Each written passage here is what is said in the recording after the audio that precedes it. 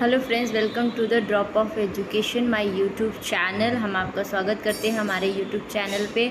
आज का जो वीडियो है वो है आपके माइटोकॉन्ड्रिया से रिलेटेड। हम यहाँ पे पढ़ने वाले हैं माइटोकॉन्ड्रिया और उसके स्ट्रक्चर्स के बारे में, और साथ ही साथ इसमें किस तरीके से ऑक्सीडेटिव फॉस्फोराइलेशन के प्रोसेस होते हैं।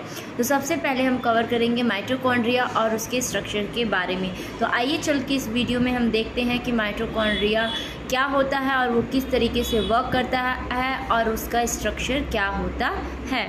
तो हम माइटोकॉन्ड्रिया को आज कवर करेंगे। अगर हम माइटोकॉन्ड्रिया की बात करते हैं तो माइटोकॉन्ड्रिया एक टाइप का सेल ऑर्गेनेल कंसीडर किया जाता है, और इस सेल ऑर्गेनेल्स की अगर बात करें तो ये काफ़ी प्रिमिटिव टाइप का सेल ऑर्गेनेल्स माना जाता है।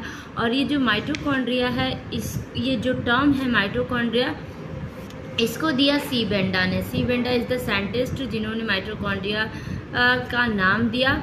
और माइटोकॉन्ड्रिया को हम power house of the cell के नाम से भी जानते हैं। साथ ही साथ इनके बहुत ही इम्पॉर्टेंट और नेसेसरी फंक्शंस देखने को मिलते हैं, और ये जो फंक्शंस करते हैं वो सेल्स के पावर को बढ़ाने के लिए या सेल्स को पावर देने के लिए काम करते हैं। साथ ही साथ इसीलिए इनको हम कहते हैं कि माइटोकॉन्ड्रिया जो होती है वो एक तरीके का एनर्जी का प्रोडक्शन करती है। साथ ही साथ माइटोकॉन्ड्रिया जो होती है वो आपकी इन्वॉल्व होती है कई सारे सिग्नलिंग करवाने में। तो मैंने बताया आपको कि माइटोकॉन्ड्रिया जो होती है वो कई सारे सिग्नलिंग को कराती है, और उन सिग्नलिंग में आपके जैसे कि सेल का डिवीजन करवाना, या सेल जो डेथ हो जाए, या फिर सेल के एपोप्टोसिस जैसे प्रोसेस में ये माइटोकॉन्ड्रिया हेल्प करती है। साथ ही साथ अभी हम स्ट्रक्चर ऑफ माइटोकॉन्ड्रिया की बात करते हैं। अभी हम आपको डायग्राम दिखाएंगे। तो अगर हम स्ट्रक्चर ऑफ माइटोकॉन्ड्रिया की बात करते हैं तो इनकी साइज की बात की जाए तो 0.75 टू 3 माइक्रोमीटर तक का देखने को मिलता है, यानी कि इनके साइज में भी वेरिएशंस होता है डिपेंड ऑन एनिमल्स। और ये जो होते हैं ये हम अंडर माइक्रोस्कोप के हेल्प से ही इन्हें हम सेल के अंदर देख सकते हैं, बिकॉज ये जो होते हैं ये कलरलेस होते हैं। इसकी वजह से ये स्टेन नहीं होते हैं, इसकी वजह से हम इन्हें नेकेड आई से नहीं देख सकते, माइक्रोस्कोप के हेल्प से हम इनको देख सकते हैं। अगर हम माइटोकॉन्ड्रिया के स्ट्रक्चर्स की बात करें तो उनमें कई सारे आपके मेजर रीजन्स कह सकते हैं इंक्लूडेड है। तो अगर बात करें तो ये एरोबिक रेस्पिरेशंस भी शो करता है, और इनमें स्ट्रक्चर्स की अभी हमने आपको बात बताई कि अगर हम आपको स्ट्रक्चर दिखाते हैं तो आप देख सकते हैं ये आपके माइटोकॉन्ड्रिया का स्ट्रक्चर है जो कि आप ऑलरेडी देख रहे हैं। और अगर हम इनके पार्ट्स की कंपार्टमेंट की बात करते हैं तो आप देख रहे हैं इनर मेम्ब्रेन प्रेजेंट है, आउटर मेम्ब्रेन प्रेजेंट है, इंटर मेम्ब्रेन स्पेस प्रेजेंट है, और एटीपी का सिंथेसिस किस तरीके से होता है वो सारी चीज़ें आपको यहाँ पे देखने को मिल रही। साथ ही साथ बीच में आपको मैट्रिक्स भी देखने को मिल रही है। तो ये एक तरीके का माइटोकॉन्ड्रियल स्ट्रक्चर है। और जो माइटोकॉन्ड्रियल स्ट्रक्चर होता है ये डबल मेम्ब्रेन ऑर्गेनाइजेशन होता है, और इनमें ये सारी चीज़ें कंपार्टमेंट प्रेजेंट होते हैं। साथ ही साथ अगर माइटोकॉन्ड्रिया की बात करें तो ये एरोबिक रेस्पिरेशंस का यूज़ किया जाता है इनमें, और इनका ये जो सिस फॉर्म देख रहे हैं इसको हम सिस्टर्नी के नाम से भी जानते हैं, और इनमें कई सारे फॉस्फोलिपिड्स प्रेजेंट होते हैं जिन्हें हम तो हमने बात की कि कार्डियोपिलिन किसे कहते हैं। तो कार्डियोपिलिन जो होती है ये एक तरीके की फॉस्फोलिपिड होती है जो कि माइटोकॉन्ड्रिया में देखने को मिलता है। और माइटोकॉन्ड्रिया जो होती है वो एटीपी का सिंथेसिस करती है, और ये एटीपी का सिंथेसिस जो होता है अभी मैंने आपको डायग्राम दिखाया कि ये आप देख सकते हैं कि एटीपी का सिंथेसिस कहाँ पे हो रहा है। साथ ही साथ यहाँ पे ये जो आप ब्लैक कलर का स्ट्रक्चर देख रहे हैं जो कि एटीपी सिंथेसिस को दर्शा रहा है या बताया जा रहा है, इसे हम F0 F1 पार्टिकल या फिर हम इसे ऑक्सीजोम के नाम से भी जानते हैं। और ये क्या करते हैं, ये एटीपी का फॉर्मेशन करने में हेल्प करते हैं। साथ ही साथ जो एटीपी का फॉर्मेशन होता है तो ये आपके voltage dependent anion selective channel यानी कि VDAC का अलाउ करता है, तब जाके यहाँ पे स्मॉल मॉलिक्यूल ऑफ जो माइटोकॉन्ड्रियल होते हैं आउटर मेम्ब्रेन में यहाँ पे एक वोल्टेज जनरेट होता है, जिसके हेल्प से आपकी F0 F1 का जो माइटोकॉन्ड्रिया होता है उनके पास खुद का अपना जेनेटिक मटेरियल होता है। ये अपने डबल स्टैंडर्ड DNA से कॉपीज को कंटेन करके रखते हैं। अब देखिए मैंने आपको बताया था कि माइटोकॉन्ड्रिया की जो साइज होती है वो वेरी करती है। तो आप देख सकते हैं अगर ह्यूमंस की माइटोकॉन्ड्रिया की बात की जाए तो ये 60.6 kb की होती है। अगर जीनोपस यानी फ्रॉग की बात की जाए तो फ्रॉग में ये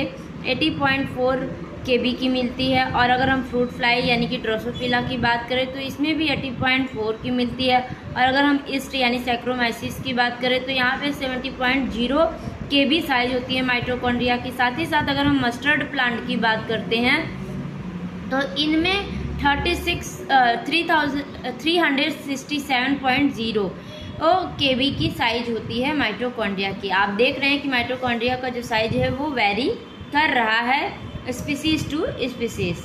आइए थोड़ा सा बात कर लेते हैं पार्ट्स के बारे में माइटोकॉन्ड्रिया के। तो पहला पार्ट्स मैंने आपको आउटर मेम्ब्रेन दिखाया था। तो आउटर मेम्ब्रेन क्या होता है?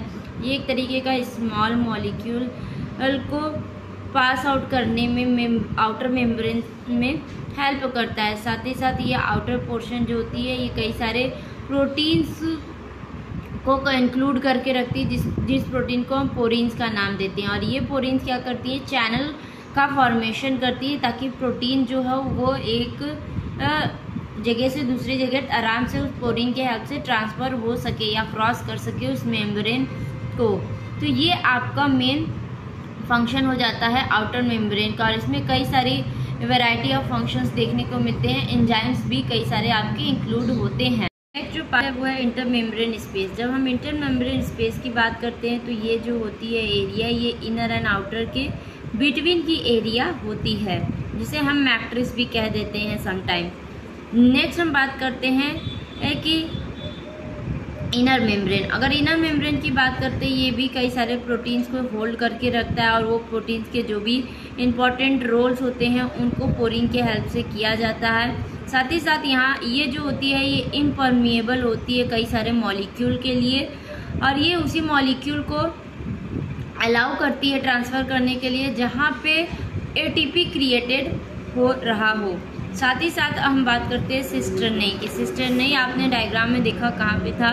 तो सिस्टर्नी जो होती है ये फोल्डेड स्ट्रक्चर जो आपने बीच में देखा था प्रेजेंट था, वो आपकी सिस्टर्नी होती है और ये इंक्रीज करके रखती है सरफेस एरिया ऑफ मेम्ब्रेन को।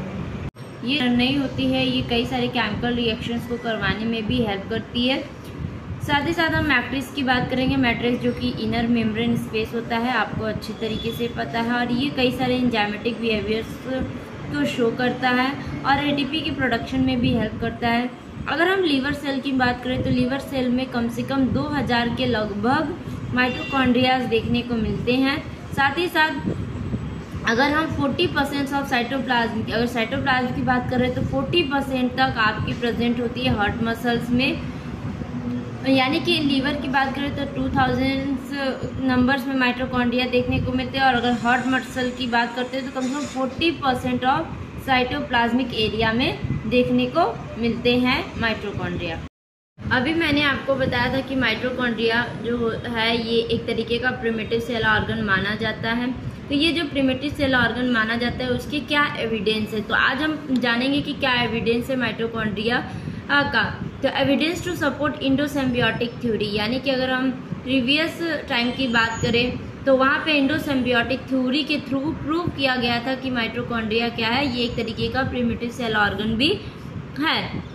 तो पहले एविडेंस की बात करते हैं तो माइटोकॉन्ड्रिया सेल्फ रिप्लिकेटिंग बॉडीज माना जाता है।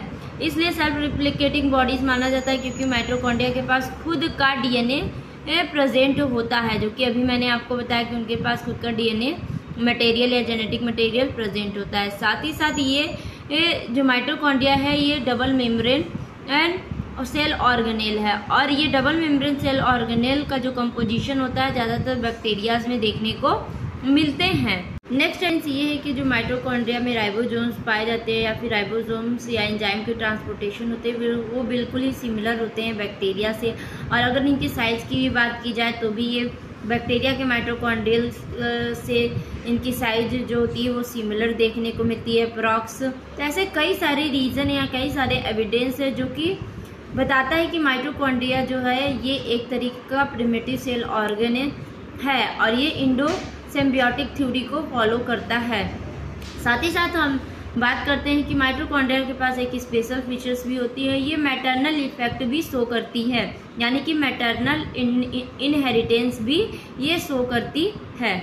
आई होप कि आज का जो लेक्चर है वो आपको काफ़ी अच्छी तरीके से समझ में आया हो और साथ ही साथ माइटोकॉन्ड्रिया के अंदर कितने कंपार्टमेंट्स होते हैं इनके बारे में आपने समझा हो, और माइटोकॉन्ड्रिया को हम मैटरनल इनहेरिटेंस के नाम से क्यों जानते हैं। साथ ही साथ आज माइटोकॉन्ड्रिया को एंडोथेरियोसिस थ्योरी में क्यों रखा गया या एंडोसिम्बियोसिस थ्योरी में क्यों रखा गया, इनका भी आंसर आपको मिल गया है। अब हम नेक्स्ट वीडियो आपको लेके आने वाले हैं ऑक्सीडेटिव फॉस्फोरिलाइजेशंस के बारे में, जो कि हमारा नेक्स्ट वीडियो होगा। तब तक आप वीडियो को लाइक करें, सब्सक्राइब करें चैनल को और ड्रॉप ऑफ एजुकेशंस को सपोर्ट करें। Thank you very much.